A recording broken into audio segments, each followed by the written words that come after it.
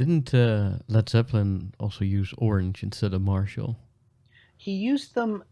Page used them in addition to Marshall, to my understanding. Uh, he was blending the two sounds, and that was a really good idea because of the way those two amps are voiced. This is something I do to this day because my favorite sounds are Marshall sounds and orange sounds, and a Marshall has a lot of top end bite, and they're very bright, not obnoxiously bright, but they're very bright and toppy, and oranges are very smooth and mid rangey. Okay. And when you blend the two of them, you get the best of both worlds. You get this thick mid range with this top end bite. So you're getting, something that's a little more than both of those amps by themselves. Wow. Jimmy And Page again doing some magical innovation there. yeah, yeah. And, I've, for the last bunch of years when I play live, I try to use some sort of variation on that sort of theme.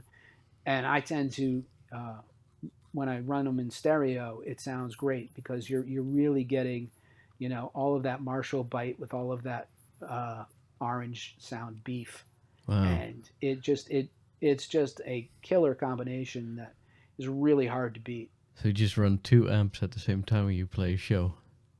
Yeah, and if you can run them in stereo, it's even better because that adds another dimension to things that it's really interesting. There's something sonically weird that goes on that like even if and one of the things we've gotten to in recent years, as I said, the holy grail for amps was always getting that heavily distorted power amp saturation tone at a reasonable volume. Well, what you've seen since 2008 was the advent of these low wattage amplifiers that run at like 7 watts or 15 watts instead of 50 or 100.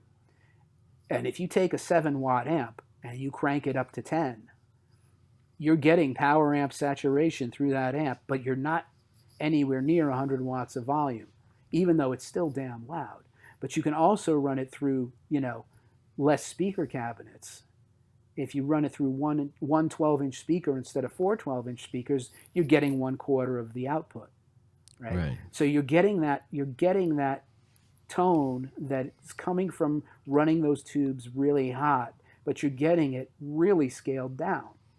So those power tubes in those things, is that like a smaller version of the EL34s then, or? Well, a lot of them do that, but if you look around, you can find some of those amps that actually have EL34s in them. Usually, instead of having four EL34s, like a 100-watt amp has four of them, a 50 Ah, watt a 50-watt amp has two of them. And I have, for example, two small amps that run at like 10 watts and has one EL34 in it. okay. And I run it through 112 instead of 412s, and you get that tone at a really scaled down volume. And then if you do the same thing and you run something that sounds like an orange amplifier on the other side at 7 watts through 112, and you hook them up in stereo, you're running two speakers now, two Right. amps and two speakers.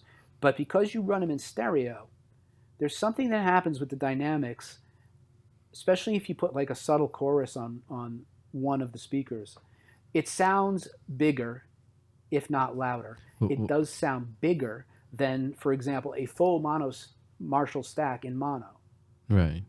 Well, and just to clarify, a 12 is a 12-inch speaker, Yep, and those really 12-inch speaker. big cabinets that you like the typical Marshall cabinets that like the stereotypical big Rockstar amplifiers. That's a cabinet that Right, has four times a 12-inch speaker in there, and then right. they stack two of those on top of each other. And what does a chorus do exactly? It's an effect.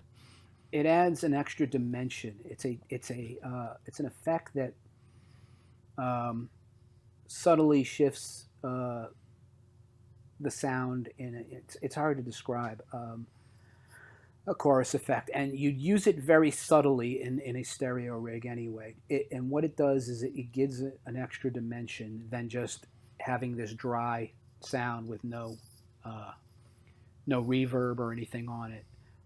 You could run reverb, but I've had this experience in my life where the guys who were on stage before me, the act that was going on stage before me when I was like in a band that was coming on after. You'd have like 2 or 3 bands playing in one night.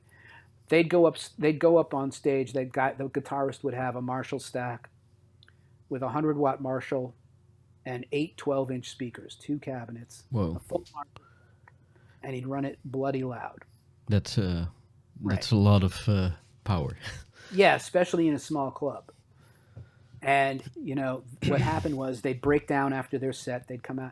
I'd go on stage with this little rig with 2 little amplifiers and 2 112 speaker cabinets running stereo.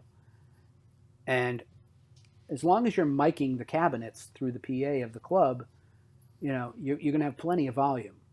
Right. And that rig of mine sounded bigger and louder than the 100-watt Marshall stack. And when my set was over, the guitarist from the previous set was coming up to me. How the hell are you getting that sound? How are you getting that sound? He's like, I'm running 812s. How come you sound bigger than I do? Part of that is stereo. Right. But part of that is also, knowing these principles of how to get, the authentic tone. And if you're getting it in a smaller package, you can take advantage of running a small amp full out. And a good example of chorus is, I think, the intro of "Come As You Are" from Nirvana, right? That's that. Is that chorus or is that flange? Yeah, is that chorus or is it flange? I think it's chorus. I You think. may be right. I'm not up to not a big Nirvana fan, so I know the song you're talking about, but I haven't heard it enough to know whether it's. I believe it's chorus. You're Yeah. probably right. The guy who put chorus on the map in heavy rock and metal is Alex Lifeson. So a lot of the early Rush stuff has chorus on it. He always used a lot of effects. Let's see. The old Boss chorus stuff. Farewell to Kings has a lot of that on it. That album has a lot of chorus on it. And of course, there's a lot of bands like Let's see. The Police and U2 that you have so many effects on all the time, and a lot of that is chorus as well. That's chorus, right? Sounds like it. Yeah. Yeah. Okay. Well. Also, if you like the first couple of chords of Hemispheres, if you want to put that on. Hemispheres. From Rush. It's also Yeah. an album, I see. Right, but it's the first few chords of the first song. But anyway, that's just like we're sort of like veering off the path. But yeah, if you run small amps, you can get this power amp distortion at reasonable volumes these days, and that's one way that we've learned over the last 40 years that we can still achieve those kinds of awesome tones. There's something. I mean, if you haven't played through a rig that's doing this, you're missing out, because there's really something about it changes the feel of how everything responds. It's completely different than playing through your practice rig all gained out. Right. And it's true of stereo as well. And I don't want to talk too much about stereo, but the feel of how the notes coming off your guitar are coming out and blooming through the amp and through this glorious power amp saturation, which involves the transformer, and you're getting all of this harmonic overtone that it really gives you a feel like you can achieve more on the instrument. It's like, all of a sudden, it's like going from 8 crayons to 64 crayons. Right. It's really it's a different sort of experience. But anyway, Mesa came along and they took a different tube and they were trying to make a much more versatile amp, and they succeeded.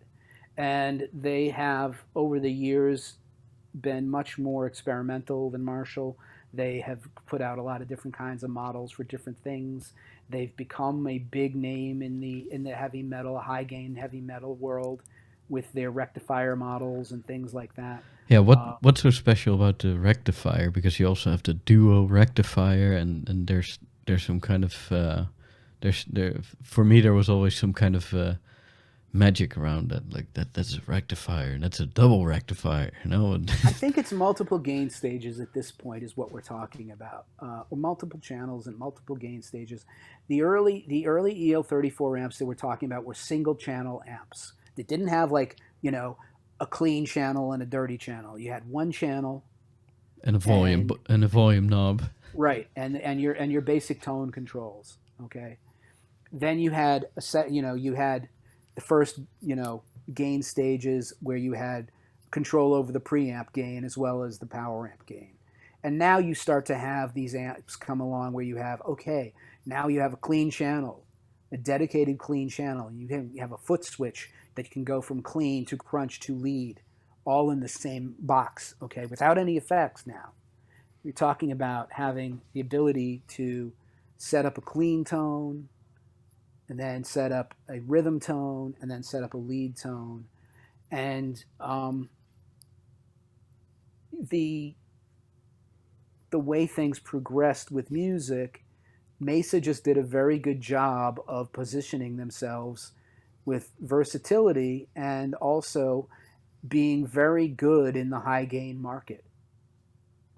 You know, Dream Theater and Metallica are, bands that have the classic Mesa tone in metal, basically. Um, Like but Metallica's early tone is like very like there's almost no mid range in there. It's just bass and treble and right, that was more of them making choices with how they were setting their tone knobs. They were rolling the mids out. That became a very big thing. It's something I've never liked. I love mid range, but when you're talking about these bands that are going dun dun dun dun dun dun dun dun dun dun dun, and a lot of chugging rhythms and things like that, it makes sense that you're going to want some cut in the mids there in respect to uh, especially with certain styles of music. right. But the more classic stuff, the uh, pre thrash metal, the melodic metal, and the heavy rock. There's plenty. It's characterized by mid range in a lot of respects, um, as are lead tones. Most lead tones, if they don't have mid range in them, they sound thin and awful. You know. Right. So mid range is where all the body is. So when you're scooping your mids out of your tone, you're getting lows and highs, and not much in the middle. What was, for example, what would Jimi Hendrix's sound settings be, for example? Just everything turned 10, or? Well, he I think was a guy. If you're talking about in the studio specifically, people talk about what was Jimi Hendrix's tone. Well, Jimi Hendrix had about 12 tones, and about half of them were clean tones. Right. So he That's he true. was he was really manipulating his sound a lot, um, and especially in the studio. Live, he didn't tend to do quite as much of that live in those days. Now you're talking about the mid 60s into the late 60s at best. Both them and Cream were running those amps full out on stage because the PAs of the day didn't, you weren't miking your amp through the PA. The Right. PA was only for vocals. So, if you're playing Albert Hall or some big venue like that, and you've got two Marshall stacks on stage, you want the guys in the back to hear you, you're turning those things up. And that had, this marvelous effect on tone because of all the reasons we've been talking about. But it wasn't, it was out of necessity in some respects. Right. Yeah, and also for clarification, the PA is like the speakers of the venue, and what they do, Right. they put microphones in front of amplifiers, and then that gets picked up and gets sent out through those huge venue speakers as well. Right. If you go to a concert these days or any days past the 60s, everything is going through the PA. They put a microphone on, the singer, they put a microphone on the bass rig, they put a microphone on every drum, they put a microphone on the guitar speaker, not all the speakers, but on one or two of the speakers. And everything that is happening on stage also gets sent through the PA. But in the days of the Who and Cream and Hendrix, the Beatles played Shea Stadium, which is a 67,000 seat stadium or something like that, with 50-watt amplifiers and 100 watts of PA, and that's why no one could hear them. That because everybody was screaming, but it's like it was inadequate to actually play a venue that size with the gear that was around in those days. Right. So. I remember reading that the Beatles were the reason why PA systems got bigger and they started miking up amps and right. And by the time you get to the early 70s with the Stones and Zeppelin, the PAs were now big, and they were able to. The Beatles never were able to play in a situation like that. They never played. They never played in big venues where they were heard. And that was one of the things they complained about in interviews later. We'd go up on stage and play Popeye the Sailor Man, and no one would know because everyone was screaming, and their gear, frankly, was not adequate to fill the building with sound. So anyway, you have the EL34, which we've talked about. You have the 6L6, which is the classic Mesa sound. It's also in a lot of Fenders. We're not talking about Fender amps very much because they're not very applicable in heavy rock or in melodic metal. I'm not talking about like Fender's EVH brand, Eddie Van Halen heads that Fender makes for them. That's a recent phenomenon. Fender it traditionally was not an amp that was used for this genre. Right, and those 5150 amps that Van Halen had, they were made by different companies, I think, through the years. The first ones, I think, were made by Peavey, and then I think the follow-ups were made by Fender. Okay. And then they just changed the name to EVH or something like that.